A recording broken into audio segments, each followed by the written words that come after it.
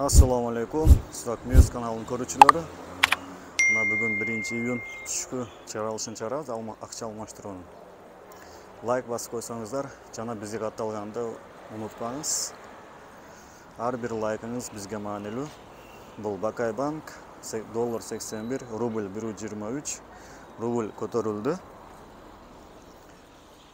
Бул Банк Азияда доллар 81, рубль 1.24. Finca Bank,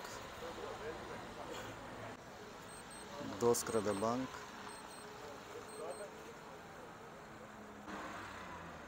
Eco Islamic Bank, Bank Companion менен Capital акча алмаштырылса. Биздин каналга катталып, лайк басып коюңуздар. Ишиңиздерге ийгилик, аман болуңуздар.